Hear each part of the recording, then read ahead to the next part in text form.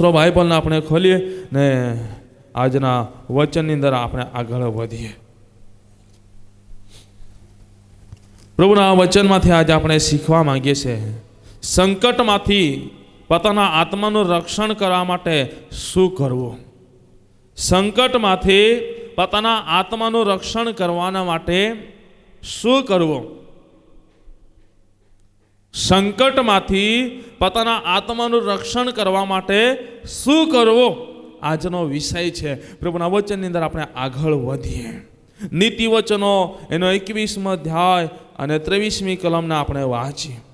નીતિ વચનો એનો 21મો અધ્યાય અને 23મી કલમને આપણે વાંચીએ. જે કોઈ પોતાના મોઢાથી તથા જીભની સંભાળ રાખે છે તે સંકટમાંથી પોતાના આત્માનું રક્ષણ કરે છે. Hallelujah, hallelujah. પહેલી બાબત આપણને જોવા મળે છે આજનો જે વિષય છે સંકટમાંથી પોતાના આત્માનું રક્ષણ કરવા માટે શું કરવું. પહેલી બાબત અહીં જોવા મળે છે મુખ અને જીભની સંભાળ રાખવી. Hallelujah, hallelujah. વચનની અંદર લખવામાં આવ્યું છે જે કોઈ પોતાના મુખની તથા જીભની સંભાળ રાખે છે. શું કહે છે? જે કંઈ પણ વ્યક્તિ અહીં બેઠેલામાંથી અથવા અહીં બરાબર ચારે બાજુ હું પણ આવી જશે એમાં બધા જ જે કંઈ પણ વ્યક્તિ પોતાના મુખની તથા જીભની સંભાળ રાખે છે તે સંકટમાંથી પોતાના આત્માનું રક્ષણ કરે છે. Hallelujah, hallelujah. આજે હું તમને કહેવા માંગુ છું જો તમે આજે પોતાના સંકટમાંથી પોતાના આત્માની સુરક્ષા પ્રાપ્ત કરવા માંગો છો. તમારા જીવનમાં કેટલાક સંકટો આવી જાય છે, કેટલીક તકલીફો આવી જાય છે, કેટલીક વાવાઝોડું જેવા આવી જાય છે. એના લીધે તમે ઘણીવાર તકલીફોમાં મુશ્કેલીઓમાં તમે પડી જાઓ છો. પરંતુ હું આજે આ વેળાએ હું તમને કહેવા માંગુ છું જો તમે પોતાના આત્માનું રક્ષણ કરવા માંગો છો, જો તમે તમારા આત્માનું સુરક્ષા પ્રાપ્ત કરવા માંગો છો તો આજે તમારા મુખ અને જીભની તમે સંભાળ રાખનારા બની જાઓ. Hallelujah, hallelujah. આજે તમારા જીભ ને તમારા મુખ અને જીભની સંભાળ રાખનારા બની જાઓ. એમ કે ઘણી વાર આપણા જીવનની અંદર કેટલીક તકલીફો ઊભી થાય છે, કેટલીક મુશ્કેલીઓ આવે છે, કેટલાક સંકટો આવે છે ત્યારે આપણા મુખ અને આપણી જીભને આપણે સંભાળી શકતા નથી. કેમ કે એ મુખ અને જીભને સંભાળતા નથી. માટે જે નહીં બોલવું એ બોલવાના માટે મુખ ખુલ્લું થાય છે અને જીભ એનું કામ કરવા લાગે છે અને તકલીફો ત્યાંથી ચાલુ થાય છે. પરંતુ હું તમને કહેવા માંગુ છું પવિત્ર શાસ્ત્રો બાઇબલની અંદર આપણને જોવા મળે છે અયુબના પુસ્તકની અંદર એના 2 અધ્યાય અને 7મી કલમ વાંચીએ છીએ ત્યાં કહેવામાં આવ્યું છે પછી યહોવાની હજૂરમાંથી નીકળીને શેતાને અયુબના શરીરમાં તેના પગ તળિયાથી તેના માથાની તાલકી સુધી ગુમરાનું દુઃખદાયક દર્દ ઉત્પન્ન કર્યું. તેથી તે પોતાના શરીરને ઠીકરીથી ખજવાળા સારો રાખવા બેઠો. ત્યારે તેની સ્ત્રીએ તેને કહ્યું કે હજુ સુધી તો તારા પ્રામાણિકપણાને દ્રઢતાથી વળગી રહ્યો છે. તેને શાપ દે અને મરી જા. તેને શાપ દે અને મરી જા. એ કોણ કહી રહ્યું છે? અયુબની પત્ની એ અયુબને કહી રહી છે. અયુબની પત્ની અયુબને કહી રહી છે. કેમ કે જ્યારે પ્રભુનું વચન વાંચીએ છીએ તે પહેલા અધ્યાયની અંદર આપણે વાંચીએ છીએ ત્યાં આપણને જોવા મળે છે 13મી કલમથી અયુબના જીવનની અંદર શેતાને અલગ અલગ જાતની તકલીફો લાવે છે, અલગ અલગ જાતની મુશ્કેલીઓ લાવે છે, અલગ અલગ જાતના સંકટો લાવે છે. ને મારા પ્રિય ભાઈ ને બહેનો હું તમને કહેવા માંગુ છું જેની સંપત્તિ હતી એ સંપત્તિને બરબાદ કરવા લાગ્યો શેતાન અને બરબાદ કરતા કરતા એની સંપત્તિને બરબાદ કરી. જે ઉસ દેશનો સૌથી ધનિક વ્યક્તિ હતો, ઉસ દેશનો સૌથી મોટો એક મોટો માણસ હતો, મોટો વ્યક્તિ હતો. એના જેવું કોઈ પણ વ્યક્તિ ન હતો, એના જેટલું કોઈ પણ ધનાળ્યું ન હતો, એના જેવો કોઈ પણ પૈસાદાર ન હતો, મિલકતદાર ન હતો. પરંતુ એક સમય આવે છે, શેતાન જ્યારે એમના જીવનની અંદર વિપત્તિઓ લાવે છે અને આપણને જોવા મળે છે એમનું ધન દોલત આખી મિલકત એમની નુકસાન થાય છે. અને 13મી કલમથી તમે આગળ નીચે પ્રમાણે વાંચશો તો ત્યાં તમને એ પણ જોવા મળશે કે એમના બાળ બચ્ચા પણ એમની પાસેથી જતા રહે છે, એ લોકોનો પ્રાણ પણ જતો રહે છે. પણ એવા સમય દરમિયાન એમની પત્ની એ અય્યુબને કહેવા લાગી કે શું તો તારા દેવને હજી સુધી તો પ્રામાણિકતાથી વળગી રહ્યો છે? ના, આજે તારી પાસેથી તારી સંપત્તિ જતી રહી, આજે તારી પાસે તારા બાળકો, આપણા બાળકો જતા રહ્યા. આજે જે મહેલમાં હતા, મહેલમાંથી રસ્તામાં આવીને બેસવું પડ્યું, કેમ કે વચનની અંદર લખવામાં આવ્યું છે પોતાના શરીરને ઠીકરીથી ખંજવાળવા સારો રાખમાં બેઠો. જે મહેલમાં બહેનાર વ્યક્તિ રાખમાં આવીને બેસી ગયો, જે મહેલમાં બેસતો હતો એ વ્યક્તિ રાખમાં આવીને બેસી ગયો. અને મારા પ્રિય ભાઈ બહેનો, આપણને જોવા મળે છે એવા સમય દરમિયાન અય્યુબની પત્નીને ગુસ્સો આવે છે ને કહે છે અત્યાર સુધી તો પ્રામાણિકતાથી વળગી રહ્યો છે, હવે પછી તો તારા દેવને શ્રાપ દે ને મરી જા. એ પણ જાણતી હતી કે દેવને શ્રાપ આપો એટલે અગ્નિના ભડકામાં પડવું બરાબર છે.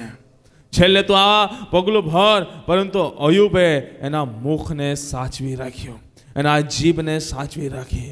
વચનની અંદર લખવામાં આવ્યું છે પ્રમાણે પોતાના મુખની તથા જીભની સંભાળ રાખે છે.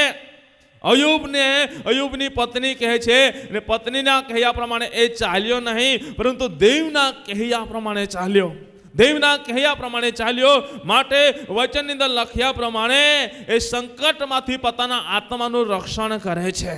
એમના પર સંકટ આવ્યો હતો, કદાચ એ સંકટમાં પડી જતે, કદાચ અય્યુબની પત્નીએ અય્યુબને કીધો અને કહ્યા પ્રમાણે એ દેવને શ્રાપ આપવા લાગતે, તો એનો આત્મા સંકટમાં પડી જતે, વચનની અંદર લખવામાં આવ્યું છે શેતાને એ પરમેશ્વરની એ મીટિંગ હતી, મીટિંગની અંદર ત્યાં એ ગયો અને કહેવા લાગ્યો, જ્યારે તમે પહેલા અધ્યાયની અંદર અભ્યાસ કરશો ત્યાં પ્રભુએ કીધું તો તારે જે કરવું હોય તે કરી લે, પરંતુ હું તને એના આત્મા પર અધિકાર આપતો નથી. અત્યારે હું તમને કહેવા માંગુ છું, જે પરમેશ્વરે મારા અને તમારી અંદર જીવનની અંદર જે આત્મા મૂક્યો છે એ આત્મા પર કેવળ પ્રભુનો અધિકાર રહેલો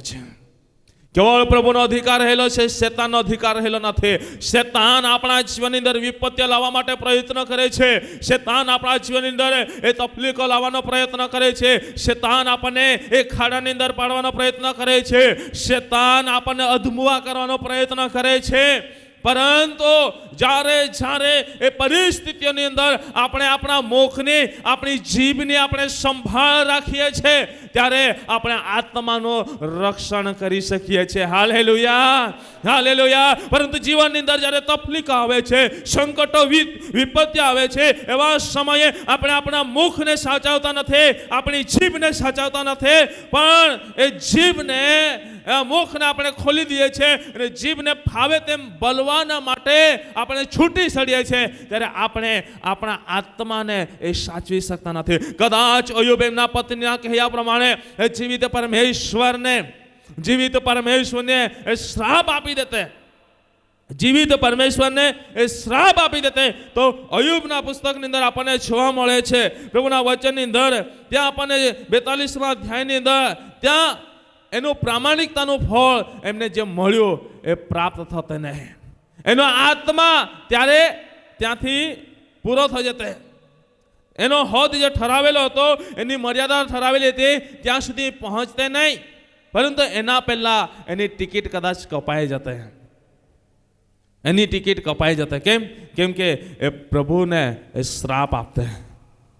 જૂના સમયની અંદર, પુરાતન સમયની અંદર આપણને જોવા મળે છે ઘણા બધા ભારે નિયમો, પરંતુ નવા કરારના સમયની અંદર આપણને જોવા મળે છે કૃપા આપણા માટે અધિક થઈ ગઈ છે, માટે આજે આપણે સુરક્ષિત છીએ.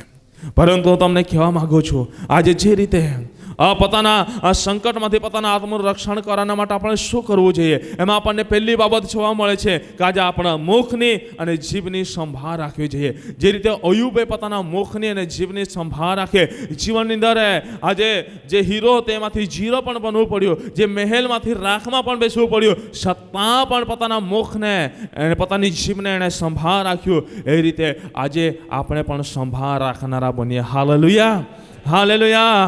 ગઈકાલે આપણી પાસે 1000 રૂપિયા હતા, પરંતુ આજે 10 જ રૂપિયા ખિસ્સામાં રહેશે, પણ આપણે દેવને શ્રાપ આપવો નથી.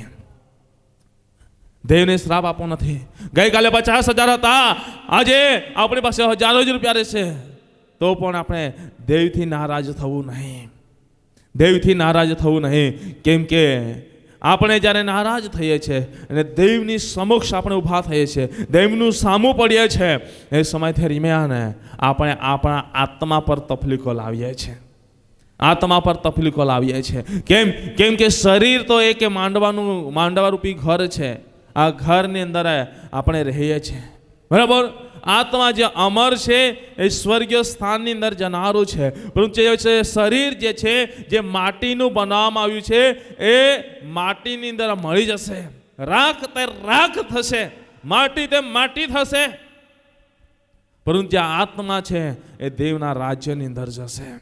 આપણે શરીરના માટે ગમે તેટલા પ્રયત્નો કરીશું, શરીરના આપણે ગમે તે રૂપ સારું દેખાવાના માટે પ્રયત્ન કરીશું, પરંતુ આત્માને જો આપણે ના સાચવી શકીશું ને, તો મારા પ્રિય ભાઈ બહેનો, આપણે સંકટમાં પડીશું ને પડીશું ને પડીશું, પડીશું ને પડીશું ને પડીશું.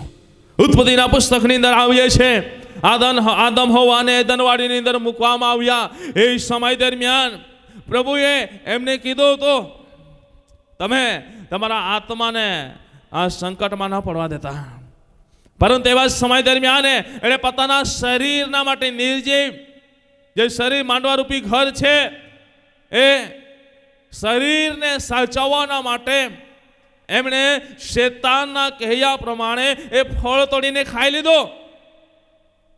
ફળ તોડીને ખાઈ લીધો અને પોતાના આત્માને સંકટમાં મૂકી દે છે. પરંતુ જ્યાં સુધી ફળ નહીં ખાધેલું ત્યાં સુધી શું સંકટમાં પડેલા? શું સંકટમાં પડેલા આદમ ને હવા? જ્યાં સુધી ફળ નહીં ખાધેલું ત્યાં સુધી શું આદમ ને હવા સંકટમાં પડેલા? નહીં પડેલા. પરંતુ જ્યારે એ ફળ ખાઈ લીધું ત્યારે એ સંકટમાં પડે છે. એ જ રીતે આજે આપણે પણ ઘણીવાર શેતાન આપણી પાસે આવે છે, કાન ભમ્ય થઈને આવે છે, એક ભમરડાની સમાન કરવાને માટે, ને આપણે એની વાત માની લઈએ છીએ. શેતાન કાનની અંદર મંત્ર મારી જાય છે, એની વાત આપણે માની લઈએ છીએ, ને માની લઈએ છીએ ત્યારે આપણે સંકટમાં આવી પડીએ છીએ. આદમ હવા જે સ્વર્ગીય સ્થાનની અંદર જે શાંતિ છે, શાંતિ પ્રાપ્ત કરીને એદનવાડીની અંદર જીવન જીવી રહ્યા હતા.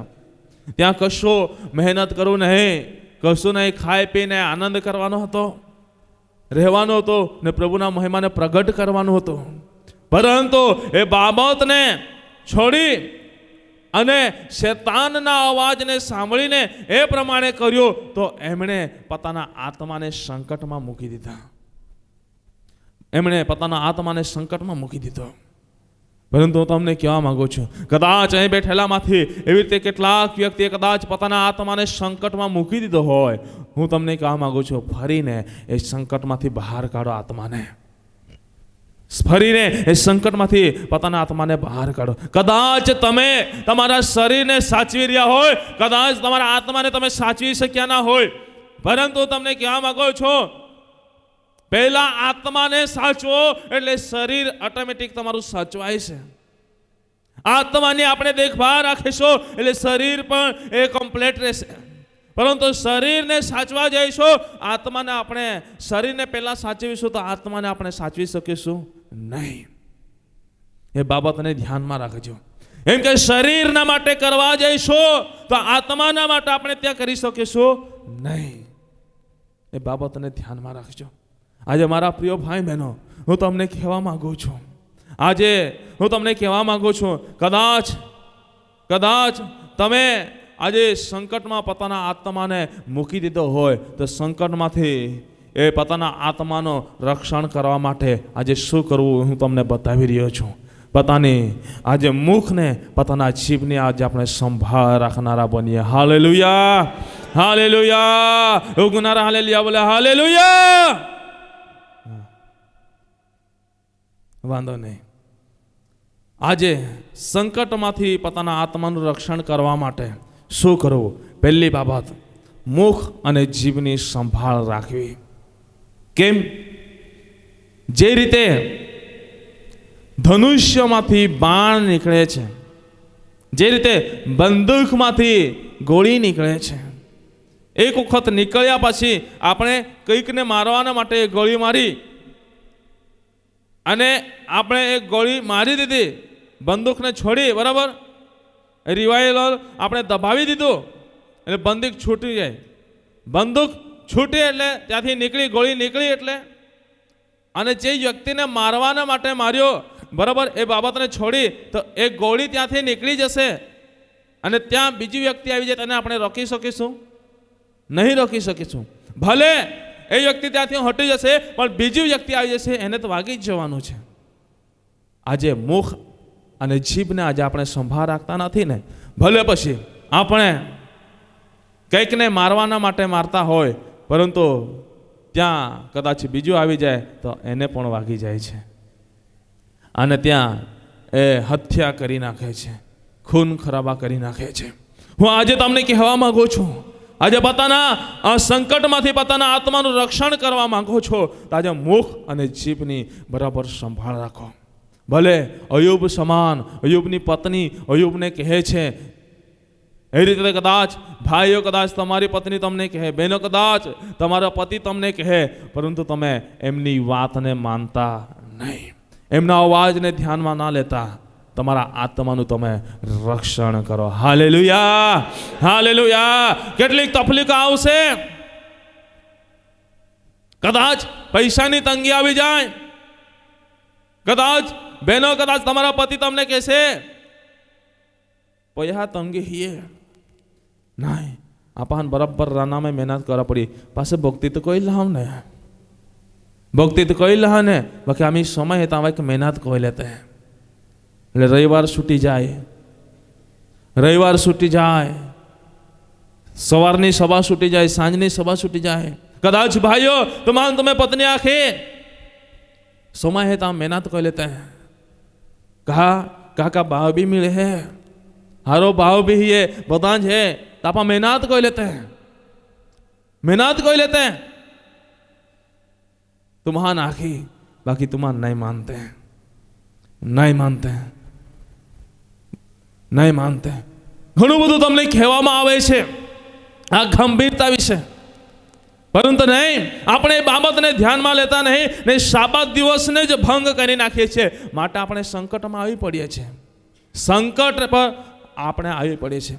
શેતાનને અધિકાર આપ્યા નથી આપણા આત્મા પર સંકટ લાવવાનો, તમે સમજી જજો, પરંતુ આપણે આપણા આત્મા પર પોતે સંકટને આપણે આવકારીએ છીએ. શેતાન આપણા આત્મા પર જ્યારે, આપણા આત્મા પર જ્યારે સંકટ આવે છે ને, આપણા આત્મા સંકટની અંદર મુકાય છે ને, ત્યારે આપણે શેતાન પર દોષ મૂકીએ છીએ. ખોટી વાત છે, એ ખોટી વાત છે. કેમ કે પ્રભુએ ઉત્પત્તિમાં આપણને જોવા મળે છે કે આત્મા પર સંકટ લાવવાનો અધિકાર આપ્યો નથી, શેતાન શરીર પર સંકટ લાવ્યો.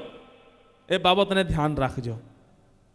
કદાચ તમારા આત્મા પર સંકટ આવે છે ને ત્યારે તમે પ્રભુ પર દ્રશ મૂકતા હશો, પરંતુ નહીં, શેતાનને એમાં તમે દોષી ઠરાવતા હશો. નહીં, તમે પોતે એ પોતાના આત્મા પર સંકટ લાવો છો. પરંતુ તમને કહેવા માંગુ છું, આજે એ સંકટમાંથી બહાર નીકળવું હોય તો આજે પોતાના મુખ અને જીભની સંભાળ રાખનારા બનીએ. Hallelujah, hallelujah. જે રીતે અયુબે સંભાળ્યો એ રીતે આપણે રાખીએ. ભલે એ મહેલમાં રહેતો તો રાખમાં આવવો પડ્યો, પરંતુ રાખમાંથી પ્રભુએ જે ઉઠાવ્યો ને હતું એનું ડબલ ડબલ ડબલ ડબલ કરી દીધું. આજે હું તમને કહેવા માગું છું, જો એવી પરિસ્થિતિઓમાં પણ આપણે બાબતને ધ્યાનમાં રાખીશું, વચનને ધ્યાનમાં રાખીને જો જીવન જીવીશું તો પ્રભુ ચોક્કસ એ આપણને આશીષિત કરશે. Hallelujah, hallelujah. બીજી બાબતને આપણે ધ્યાન આપવા માંગીએ છીએ. નીતિ વચનોનો 13મો અધ્યાય અને 3જી કલમને આપણે વાંચીએ.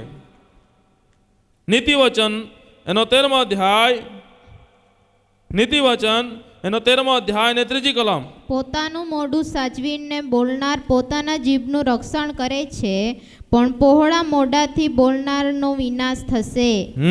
શું કહે છે?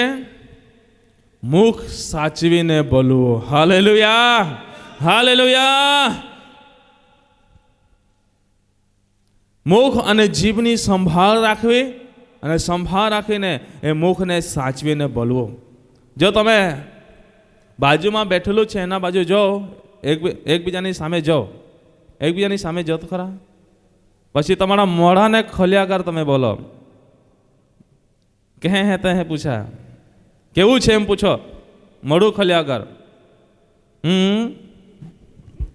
પૂછા નીકળેગા શબ્દો?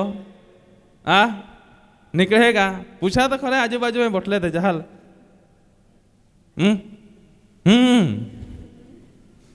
બરાબર, શબ્દ નીકળતો નથી. વચનની અંદર લખવામાં આવ્યું છે પ્રમાણે પોતાના મુખ સાચવીને બોલનાર પોતાના જીવનનું રક્ષણ કરે છે. પોતાના જીવનનું રક્ષણ કરે છે. જે વ્યક્તિ મુખ અને જીભની સંભાળ રાખે છે ને સંભાળ રાખે છે, ત્યારે એ વ્યક્તિ કઈ પણ પરિસ્થિતિ આવે છે, કઈ પણ સંજોગો સર્જે છે ને, ત્યારે મુખને ખોલતું નથી.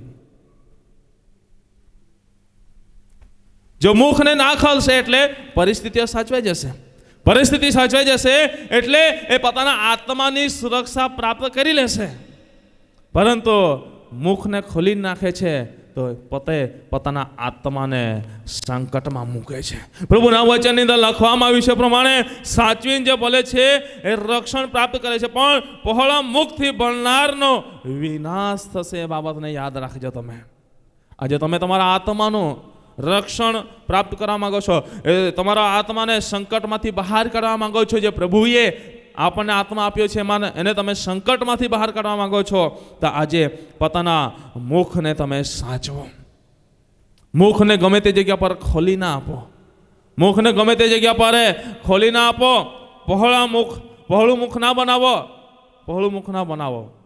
મુખને બાંધી લો કે જેથી કરીને તમારી સુરક્ષા પ્રાપ્ત થશે. પવિત્ર શાસ્ત્ર બાઇબલની અંદર ગણનાના પુસ્તકની અંદર આપણે અભ્યાસ કરીએ છીએ, ત્યાં જોવા મળે છે પ્રભુના વચનની અંદર મરિયમ અને હારૂન અને મૂસાની વાત કરવામાં આવી છે. 12મા અધ્યાયની અંદર જ્યારે અભ્યાસ કરીએ છીએ ત્યાં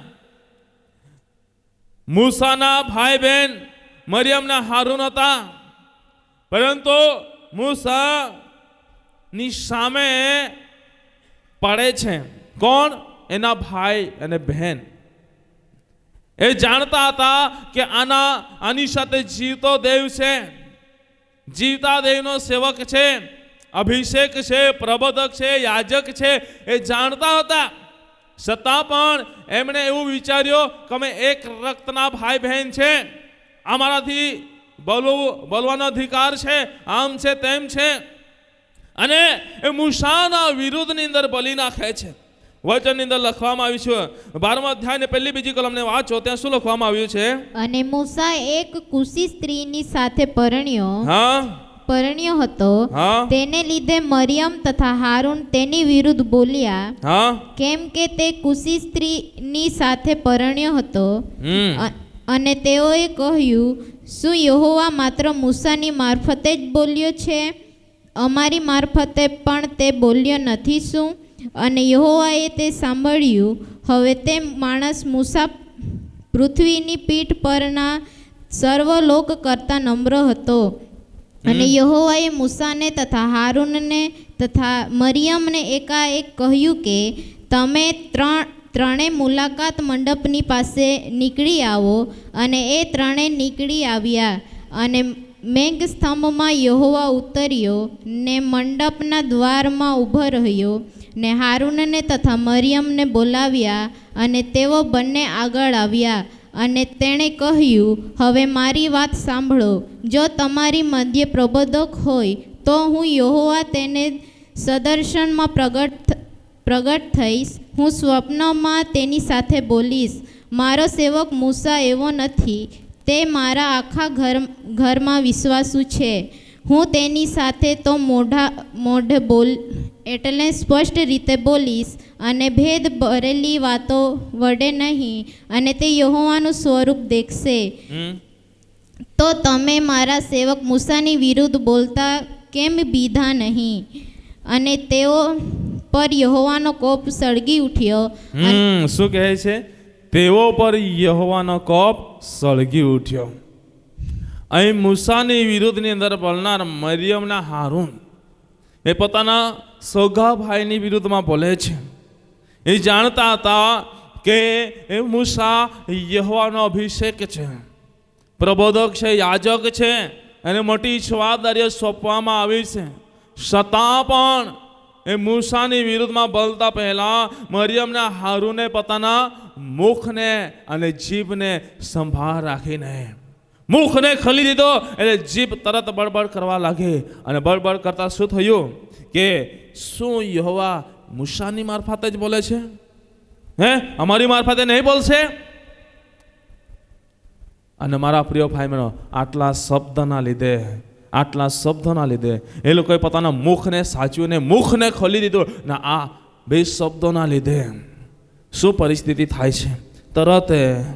તરત પ્રભુએ કીધું કે તમે મુલાકાત મંડપમાંથી બહાર નીકળો. તરત પ્રભુએ કીધું મુલાકાત મંડપમાંથી બહાર નીકળો. અને બહાર નીકળ્યા અને મેઘસ્તંભમાં યહોવા એ મુલાકાત મંડપના દ્વારની આગળ દરવાજાની પાસે આવીને ઊભા થઈ ગયા. એમને બહાર કાઢી મૂક્યા અને તરત ત્યાં પ્રભુ ઊભા થઈ ગયા આવીને. અને વચનની અંદર જોવા મળે છે પ્રમાણે પ્રભુએ મરિયમ અને હારૂનને પ્રભુએ બોલાવ્યા અને એમને કીધું, પ્રભુએ એમને વાત કરી, આજે મારા આખા ઘરમાં એ વિશ્વાસુ છે, છતાં પણ આજે તમે કેમ આવી રીતે બોલો છો? તમને કોણે અધિકાર આપ્યો? ભલે તમે ભાઈ બહેન છો, ભલે તમે કુટુંબજનો છો, ભલે તમે પરિવારજનો છો, પણ તમને કોણે અધિકાર આપ્યો? આ તમારો પ્રબોધક છે, આ મારો યાજક છે, આ મારો દાસ છે, એના પર મારા હાથ છે. એમ કે એ નમ્ર વ્યક્તિ છે. આખી પૃથ્વીની પીઠ પર એ નમ્ર વ્યક્તિ છે. તમે કોણ છો બોલવા વાળા? અને મારા પ્રિય ભાઈ બહેનો, પ્રભુનો કોપ એમના પર સળગી ઉઠે છે. પ્રભુનો કોપ સળગી ઉઠે છે. ઘણી વાર એ જ બાબત હું તમને કહેવા માંગુ છું કે આપણે આપણા મુખને સાચવી શકતા નથી, સાચવીને બોલતા નથી, ત્યારે પ્રભુનો કોપ આપણા પર સળગી ઉઠે છે. પ્રભુનો કોપ આપણા પર સળગી ઉઠે છે. અને વચનની અંદર લખવામાં આવ્યું છે પ્રમાણે, અને મંડપ ઉપરથી તે મંગ હટી ગયો, અને જુઓ મરિયમ કોળથી બરફ જેવી શ્વેત થઈ ગઈ. બરફ જે કોળથી શ્વેત થઈ ગઈ. અને વચનની અંદર લખવામાં આવ્યું છે, જેમને કોળ રહે એને સાવણીના બહાર રહેવું પડતું હતું, ગામના હિવાડા પર રહેવું પડતું હતું. પુરાતન સમયની અંદર આ રીત રિવાજો હતા. ગામનો હેડો રહે ને, જ્યાં શિવાળો રહે ને, ત્યાં રહેવું પડતું હતું. એમને બહાર રાખવામાં આવતા હતા, ઘરમાં પણ રાખવામાં આવતા હતા, નહીં રાખવામાં આવતા હતા. એમનું આખું વાસણ અલગ, એમનું આખું ખાવાનું અલગ, બધી જ રીતની એને આખું અલગ કરવામાં આવતું હતું. આખા સમાજથી એમને અલગ કરવામાં આવતા હતા. એવી પરિસ્થિતિ એ મરિયમની સાથે થઈ. આજે હું તમને કહેવા માંગુ છું, ઘણી વાર અહીં બેઠેલામાંથી કેટલાક વ્યક્તિની સાથે આ પરિસ્થિતિઓ સર્જાય છે. ઘણી વાર સમાજથી અલગ થવું પડે છે, ઘણી વાર કુટુંબથી અલગ થવું પડે છે, ઘણી વાર પરિવારથી અલગ થવું પડે છે, ઘણી વાર પતિ પત્ની એ વચ્ચે એ ઝઘડા ઊભા થાય છે, બંનેનો અલગ થવું પડે છે. ઘણી વાર પતિ પત્ની અલગ, બાળકો અલગ થાય છે. કેમ કે ઘણી બધી બાબતોની અંદર પોતાના મુખ અને જીભની સંભાળ રાખતા નથી, અને સંભાળ રાખ્યા વગર પોતાના મુખને ખોલી નાખે છે, ત્યારે પોતાના આત્માને સંકટની અંદર મૂકી દેતા હોય છે. અહીં આપણને જોવા મળે છે કે મરિયમ અને હારૂને પોતાના મુખને સાચવ્યું નહીં, તો મુલાકાત મંડપથી બહાર જવું પડ્યું અને પોતાના આત્માને સંકટમાં મૂકી દે છે. હું તમને કહેવા માંગુ છું, એ બેઠેલામાંથી કોઈ પણ વ્યક્તિ કદાચ આજે પોતાના મુખને સાચવી શકતું ના હોય અને હર હંમેશા કોઈ પણ બાબતની અંદર પોતાના હોઠ પહોળા થઈ જતા હોય, પોતાનું મુખ પહોળું થઈ જતું હોય, તો આજે તમે સાવચેતી પ્રાપ્ત કરી લેજો, સાવચેતીને ગ્રહણ કરી લેજો. ભલવા પહેલા પોતાની જીભ, પોતાના મુખ અને જીભની સંભાળ રાખો. જો ભૂલથી મુખ ખુલ્લો થઈ જાય પણ જીભને બહાર નીકળવા આપતા નહીં. જો જીભને બહાર ના નીકળવા આપવું હોય તો મુખને તમે બંધ રાખો, કે જેથી કરીને તમે સુરક્ષા પ્રાપ્ત કરી શકશો અને પોતાનું રક્ષણ, આત્માનું રક્ષણ, આત્માની સુરક્ષા એ પ્રાપ્ત કરી શકશો. Hallelujah, hallelujah. જો આજે આપણે એ આત્માને સાચવી રાખીશું, એક દિવસે આ માંડવા રૂપી ઘર પડી જશે, પણ એ આત્મા અમર છે, એ દેવના રાજ્યની અંદર આનંદકાનું જીવન એ પ્રાપ્ત કરશે. Hallelujah, hallelujah. એ દેવના રાજ્યની અંદર આનંદકાનું જીવન પ્રાપ્ત કરશે. ત્યાં સદાના માટે આનંદ, આનંદ, આનંદ રહેશે. Hallelujah, hallelujah. માટે આપણે શીખી રહ્યા છીએ સંકટમાંથી પોતાના આત્માનું રક્ષણ કરવા માટે શું કરવું જોઈએ. પહેલી બાબતે મુખ અને જીભની સંભાળ રાખવી. બીજી બાબતે મુખને સાચવીને બોલવું. ત્રીજી બાબત તરફ આગળ વધવા માંગીએ છીએ. નીતિવચનો એનો 18મો અધ્યાય, નીતિવચનો એનો 18મો અધ્યાય ને વાંચીએ 21મી કલમ. નીતિવચનો 18મો અધ્યાય અને વાંચીએ 21મી કલમ. મરણ તથા જીવન જીભની સત્તામાં છે, અને તેનો જેવો ઉપયોગ કરશે તે તેવું ફળ ખાશે. Hallelujah, hallelujah. ત્રીજી બાબત આપણને જોવા મળે છે, જીભનો યોગ્ય ઉપયોગ કરવો અને યોગ્ય ઉપયોગ કરીને તેવું ફળ ખાવું. Hallelujah, hallelujah. જે આપણે જીભનો યોગ્ય ઉપયોગ કરીશું તો આપણને સારા ફળ પ્રાપ્ત થશે, પણ જીભનો અયોગ્ય ઉપયોગ કરીશું તો આપણને ખરાબ ફળ પ્રાપ્ત થશે. આજે ઘણીવાર આપણી જીભને, આપણે મુખને ખોલી નાખીએ છીએ અને જીભને બહાર નીકળવા દઈએ છીએ. તો અહીં ઘણા બધા એવા પરિવારો બેઠેલા છે કે જેમના સંબંધો તૂટી ગયા છે. અહીં ઘણા બધા પરિવારો અહીં બેઠેલા છે કે જેમના સંબંધો તૂટી ગયા છે.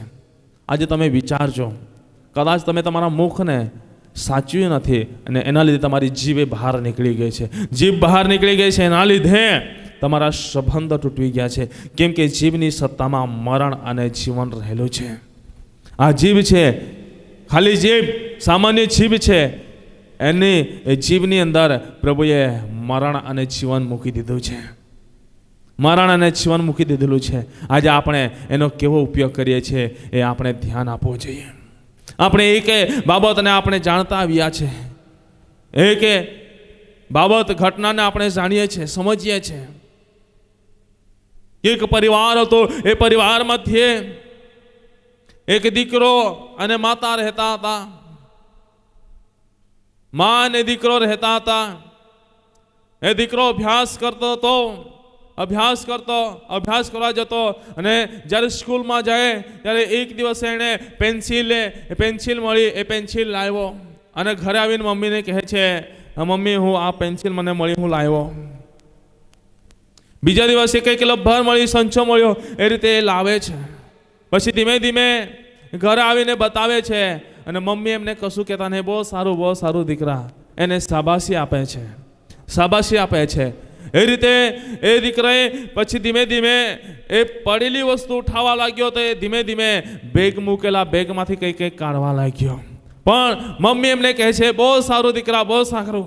અને વિશેષ એ દીકરાને માતા એ પ્રેરણા આપવા લાગી કે આજે આ વસ્તુ તે ઉપાડ્યું છે, કાલે આ વસ્તુ ઉપાડજે. એને એ પ્રેરણા આપવા લાગી. એ ભણતા એક કાર્ય કરવા લાગ્યો. એ ભણતા એક મોટો ચોર બની જાય છે. એક દિવસે મોટી ચોરી કરતા એ પકડાઈ જાય છે. ત્યારે આપણને જોવા મળે છે, પકડાઈ જાય છે ત્યારે એને જેલની અંદર પૂરવામાં આવે છે. જેલની અંદર જ્યારે પૂરવામાં આવે છે ત્યારે ત્યાં ઘણી બધી રીતે એનો બચાવવાના માટે પ્રયત્ન પણ કરવામાં આવે છે. પણ એટલી બધી ચોરીઓ એમના પર ગુના નોંધાઈ ગયા હતા ચોરીના, કે જેના લીધે છૂટી ના શકે. અંતે એને ફાંસીની સજા ફરમાવવાના માટે ફરમાન કરી આપવામાં આવ્યું હતું. ને જ્યારે ફાંસીની સજા આપવાના માટે ફરમાન કરવામાં આવ્યું હતું, એવા સમયે એમને પૂછવામાં આવ્યું, એમનો સમય આવ્યો ત્યારે પૂછવામાં આવ્યો કે બોલ તારી છેલ્લી ઈચ્છા શું છે? અને એમણે કીધું કે મારી મમ્મીને મળવાની છેલ્લી ઈચ્છા છે. જ્યારે એમની મમ્મી એમને મળવાને માટે જાય છે જ્યારે એની મમ્મી એને મળવાને માટે જાય છે, એના મમ્મીના જોડે વાત કરતાં કરતાં છેલ્લે સમય પૂરો થતાં એમણે કીધું કે મમ્મી તારી જીભ મને બતાવ. અને જ્યારે જીભ બતાવી ત્યારે એ દીકરાએ એની જીભને પકડીને ખેંચી નાખી અને એણે કીધું કે મમ્મી આ તારી જીભ, તારા મુખ અને સાચવીને તારી જીભને સાચવીને તો મને યોગ્ય શિક્ષણ આપતી ને તો આજે મારી પરિસ્થિતિ આ ના થતે. પણ તે મને આ શિક્ષણ આપ્યું, એના લીધે આજે હું એક મોટો ચોર બન્યો અને ચોર બન્યો એના લીધે આજે મારે જિંદગીને ટૂંકાવી પડી છે. મેં મારા આત્માને સંકટમાં મૂકી દીધો છે. અને એ દીકરાએ કીધું, ઘણીવાર આપણી પરિસ્થિતિઓ પણ એવી જ થાય છે. આપણે યોગ્ય શિક્ષણ આપી શકતા નથી. એના લીધે ઘણીવાર આપણે બાળકોના આત્માને સંકટમાં મૂકી દઈએ છીએ. આપણે આપણા આત્માને સંકટમાં મૂકી દઈએ છીએ. કેમ કે આપણે આપણી જીભને યોગ્ય ઉપયોગ કરતા નથી. જીભનો જેવો ઉપયોગ કરીશું એવા આપણે ફળ પ્રાપ્ત કરીશું. કેમ કે જીભ છે એ આપણને સામાન્ય જીભ લાગે છે, પરંતુ એ જીભની સત્તામાં મરણ અને જીવન પ્રભુએ મૂકી દીધું છે. આજે એ જીભનો યોગ્ય ઉપયોગ કરનારા બનીએ. હાલેલુયા. જેથી કરીને યોગ્ય ઉપયોગ કરીશું તો યોગ્ય ફળ આપણને પ્રાપ્ત થશે. આજે સમાજમાં આપણે જીવન જીવીએ છીએ. આ ગામની અંદર એક ફળિયાની અંદર રહીએ છીએ, એ આપણો એક પરિવાર છે. એક ગામની અંદર રહીએ છીએ, આ એક આપણો પરિવાર છે, સમાજ છે. ને ઉઠતા બેસતા ચાલતા આપણે દરેક વ્યક્તિને મળવાનું થાય છે, દરેક વ્યક્તિની સાથે આપણે રહેવાનું થાય છે, દરેક વ્યક્તિની સાથે ફરવાનું થાય છે. પરંતુ આપણે એ સમાજની અંદર જીવન જીવતા આપણને આવડતું નથી. આપણે મુખ અને જીભને સાચવી શકતા નથી. ત્યારે એ પરિસ્થિતિઓ બગડે છે અને આપણે આપણા આત્માને સંકટમાં મૂકીએ છીએ. પરંતુ હું તમને કહેવા માગું છું, આજે પૃથ્વી પર જ્યાં સુધી આપણે જીવન જીવીએ છીએ ત્યાં સુધી એ બાબતને યાદ રાખીએ કે આજે આપણા આત્માને આપણે સંકટમાં પડવા દેવાનો નથી. કેમ કે જીભની સત્તામાં મરણ અને જીવન છે. જો જીભનો ખોટો ઉપયોગ થઈ ગયો એટલે સંકટની અંદર આત્મા પડશે, અને સંકટની અંદર આત્મા પડશે એટલે મરણને સ્વાધીન થશે ને આપણી જિંદગી આપણે ટૂંકાવી નાખીશું. માટે ત્રીજી બાબત આપણને જોવા મળે છે, જીભનો યોગ્ય ઉપયોગ કરવો કે જેવો ઉપયોગ તેવો આપણને ફળ પ્રાપ્ત થાય છે. હાલેલુયા. ને ચોથી બાબત હું કહેવા માગું છું, અને ટૂંકની અંદર હું બાબત કહીને મારું બોલવાનું હું બંધ કરીશ, કેમ કે સમય છે થોડો જે નીકળી ગયો છે, કેમ કે એના પાછળ પણ બીજું થોડું કામકાજ છે, એટલે થોડું આપણે ધ્યાન આપીશું. ચોથી બાબત તરફ આગળ વધીએ. આમોસનું પુસ્તક એનો 5મો અધ્યાય અને 14 અને 15મી કલમને આપણે વાંચી લઈએ.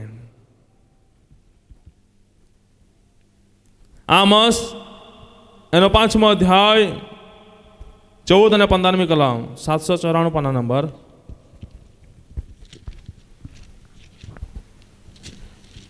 ભલું સદો, ભૂંડું નહીં, તેથી તમે જીવતા રહેશો.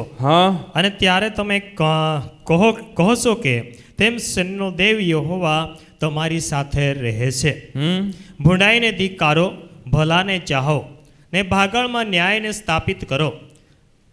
તો કદાચ સૈન્યનો દેવ યહોવા યુસુફનો બાકી રહેલાઓ પર કૃપા રાખે. હાલેલુયા. સંકટમાંથી પોતાના આત્માને રક્ષણ કરવું હોય, સુરક્ષા પ્રાપ્ત કરવી હોય તો આપણે ભલું શોધવાનું છે, ભૂંડું નહીં. હાલેલુયા. સારું શોધવાનું છે, ખરાબ નહીં. કેમ કે આજે વચનની અંદર લખવામાં આવ્યું છે, જો આપણે ભલું શોધીશું તો આપણે જીવતા રહીશું, ને ભૂંડું શોધીશું તો નીચે મરશો. એ બાબતને યાદ રાખીએ. કેમ કે પ્રેતના કૃત્યની અંદર આપણને જોવા મળે છે. પ્રેતના કૃત્યનો 5મો અધ્યાયની અંદર આપણે આવીએ છીએ, ત્યાં અનન્યા અને સફીરાની વાત આપણને જોવા મળે છે. અનન્યા અને સફીરાની વાત આપણે જ્યારે જોઈએ છીએ ત્યાં આપણને એ બાબત સમજવી મળે છે. અનન્યા અને સફીરાએ પરમેશ્વરના વચનને ધ્યાનમાં લઈને એ લોકોએ કાર્ય તો કર્યું, પરંતુ એ લોકોએ સારું નહીં ભૂંડું ને આ સદ્યો. કેમ કે વચનની અંદર લખવામાં આવ્યું છે, પણ અન્યના નામે એક માણસ તથા તેની સ્ત્રી સફીરા પોતાની મિલકત વેચીને એ પરમેશ્વરની સન્નિધિમાં અર્પણ ચડાવવાના માટે જાય છે. પરંતુ એ આપવા જાય છે ત્યારે સફીરાએ અનન્યાને કીધું કે નહીં, આટલું બધું આપી દઈશું તો આપણી પાસે શું રહેશે? આટલું બધું તો આપી દેશે તો આપણી પાસે શું રહેશે? આપણે જે મિલકત વેચ્યું છે એ આમાંથી આપણી પાસે તે ઘણું બધું ઓછું થઈ જશે. નહીં, એમાંથી હજુ થોડું કાઢી લે અને પછી બીજું આપવા જા. અને અનન્યાએ સફીરા જે પોતાની પત્ની હતી એની તરફ ધ્યાન આપ્યું, એના શબ્દ પર ધ્યાન આપ્યું. એ શબ્દ પર ધ્યાન આપીને એણે ભૂંડું સદીને એ પરમેશ્વરની વેદી પાસે અર્પણ ચડાવવાને માટે જાય છે. જ્યારે અર્પણ ચડાવવાને માટે જાય છે ત્યારે મારા પ્રિય ભાઈ બહેનો, વચનની અંદર આપણને જોવા મળે છે, જ્યારે અર્પણ ચડાવવાના માટે જાય છે ત્યારે વચનની અંદર જોવા મળે છે, ત્યાં યાજકોએ પણ એમને પૂછ્યું કે તે જે વેચ્યું એમાંથી આટલું જ હતું, એનાથી વિશેષ ના હતો? તો કહે છે ના ના ના, આટલું જ હતું. કે એણે શું કર્યું? સારું નહીં, ખરાબ સેદ્યું. અને ખરાબ સેદ્યું એના લીધે શું થાય છે? એ વચનની અંદર લખવામાં આવ્યું છે, એ વાતો સાંભળતા જ અનન્યા પડીને પ્રાણ સળ્યો. શું? પ્રાણ સળ્યો. એ મરણ પામે છે, કેમ કે જીવની સત્તામાં મરણ અને જીવન રહેલું છે. અને ભલું નહીં, ખરાબ સદ્યો, ભૂંડું સદ્યો, એના લીધે એને મરણને સ્વાધીન થવું પડે છે. આજે મારા પ્રિય ભાઈ બહેનો, હું તમને કહેવા માગું છું, આજે આત્માને સંકટમાંથી પોતાના આત્માનું રક્ષણ કરવા માગો છો તો આજે આપણે ખરાબ નહીં, સારું સધનારા બનીએ. Hallelujah, hallelujah. અને પ્રભુનું વચન વાંચીએ છીએ, જ્યારે પહેલો રાજા અને પુસ્તકને આપણે વાંચીએ છીએ એનો 17મો અધ્યાય, 17મા અધ્યાયની અંદર આવીએ છીએ, ત્યાં વચનની અંદર આપણને જોવા મળે છે. ત્યાં 8મી કલમથી વાંચીએ છીએ તો 16મી કલમ સુધી કેટલીક બાબતો આપણને ત્યાં જોવા મળે છે. વાંચીએ 8મી કલમથી થોડીક કલમો વાંચીએ. પછી તેની પાસે યહોવાની એવી વાણી આવી કે તું ઉઠ ને સીદોનના સારફતમાં જઈને ત્યાં રહે. જો મેં ત્યાંથી એક વિધવા સ્ત્રીને તારું પોષણ કરવાની આજ્ઞા આપી છે. તેથી તે ઉઠીને સારફત ગયો. તે નગરના દરવાજા આગળ તે આવ્યો ત્યારે જુઓ, એક વિધવા સ્ત્રી લાકડા વીણતી હતી. તેણે એને 12મી કલમ વાંચી લઈએ. ત્યારે તેણે કહ્યું કે તારા દેવ યહોવાના જીવના સમ કે મારી પાસે એક રોટલી નથી, માત્ર માટલીમાં એક મુઠ્ઠી મેંદો ને કુંડીમાં થોડું તેલ છે. ને આપણે વાંચી લઈએ 15મી કલમ.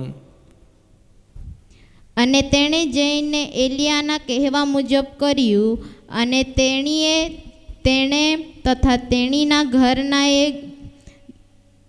ઘણા દિવસો સુધી ખાધું. Hallelujah, hallelujah.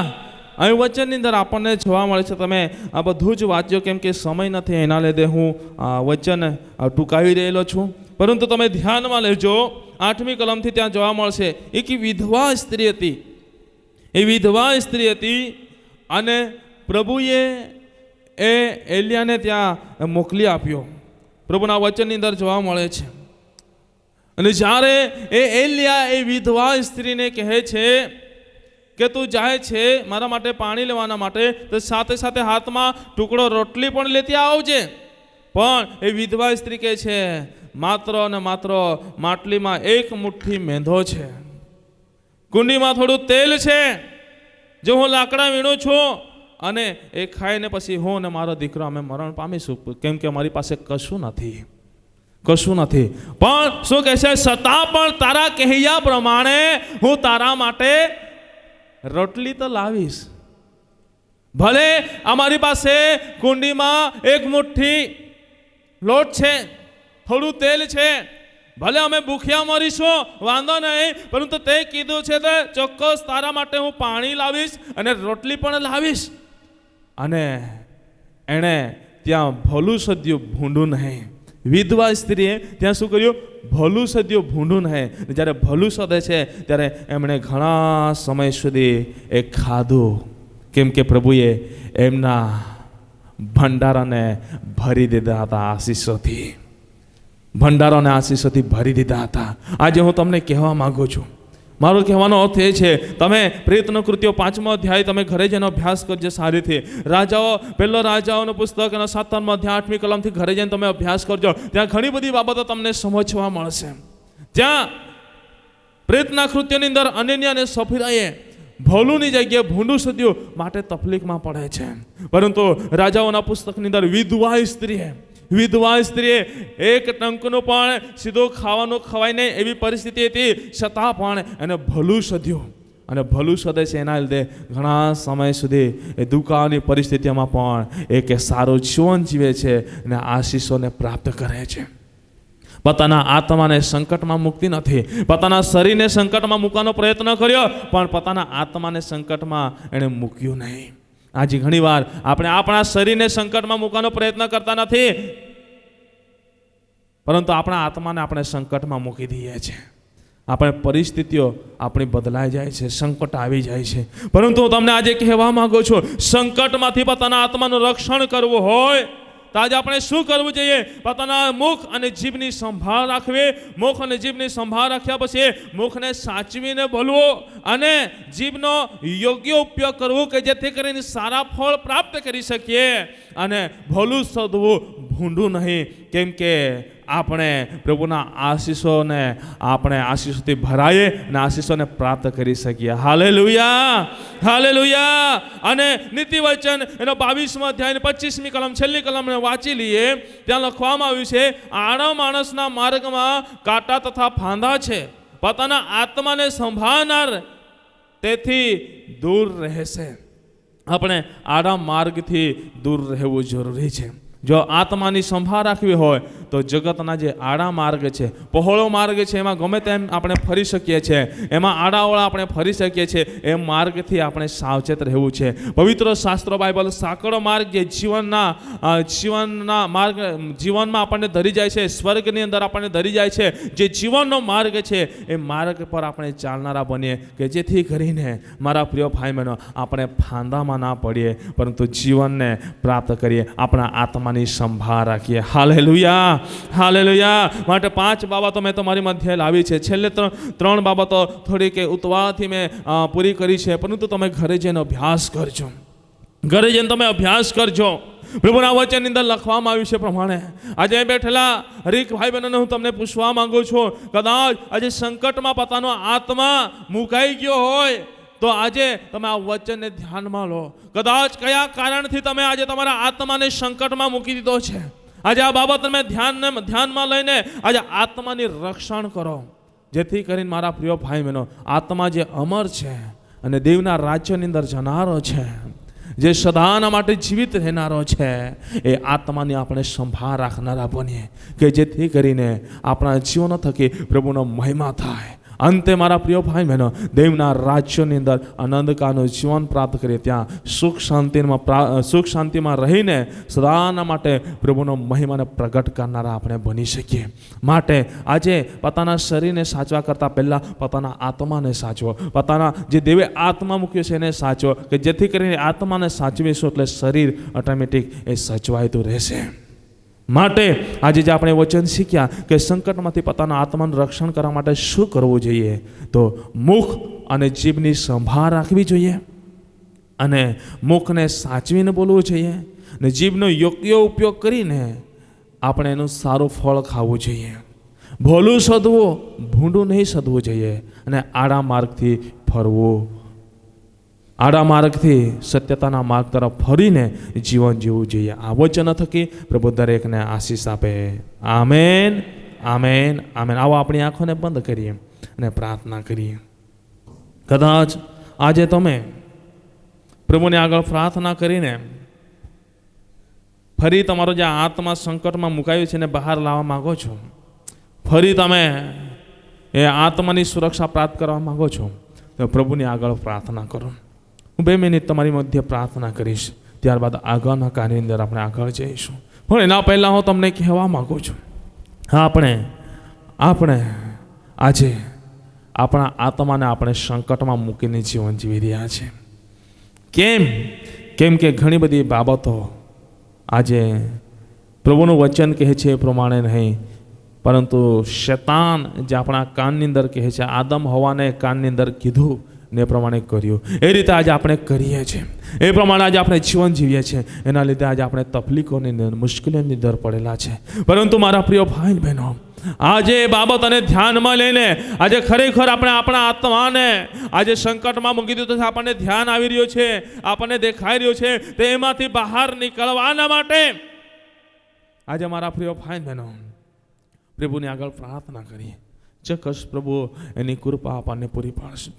પ્રભુ આ સમય પ્રાર્થના કરું છું, પ્રભુ આ સમય તમારી આગળ પોકારું છું, પ્રભુ આ સમય તમારી આગળ આજથી વિનંતી કરું છું. આજે જેટલા પણ ભાઈ બહેનો પોતાના આત્માને સંકટમાંથી બહાર કાઢવા માંગે છે, ના વચન પ્રમાણે જીવન જીવવા માંગે છે, એક વ્યક્તિને તમારા આશીષોથી આશીષિત કરો એ મારી પ્રાર્થના છે. એક વ્યક્તિ પર તમારા હાથ બની રહે અને પ્રભુ દરેક વ્યક્તિ તમારા વચનમાં રહીને, વચનના ભયમાં રહીને એ જીવન જીવે એવું તમે થવા દે મારી પ્રાર્થના છે, કે જેથી કરીને આત્માને સંકટમાં ના મૂકી શકે, પરંતુ જે આત્મા એવું તમારામાં સદા આનંદિત રહી શકે એવું તમે થવા દો એ મારી પ્રાર્થના છે. અને જેવા જે સંકટની અંદર મુકાઈ ગયા છે એમને તમે બહાર કાઢો એ મારી પ્રાર્થના છે. પ્રભુ એક વ્યક્તિની મુલાકાત લીધી, એક વ્યક્તિના જીવનની અંદર તમે કાર્ય કર્યું છે માટે આભાર. વચનના આશીષથી તમે આશીષિત કર્યા માટે આભાર માનું છું. હરેકનું જીવન તમારા હાથોની અંદર સમર્પિત કરું છું. માથાથી લઈને પગના તાલકી સુધીનું સંપૂર્ણ જીવન પ્રભુ તમારા હાથની અંદર સમર્પિત કરું છું. પિતા, પુત્રો, પવિત્ર આત્મા ત્રિએક ઈશ્વર પિતા બધો જ મહિમા તમને આપતા ઉદ્ધાર કરતા પ્રભુ ઈસુ ખ્રિસ્તના સામર્થ્ય નામમાં માંગીએ છીએ. Amen, amen.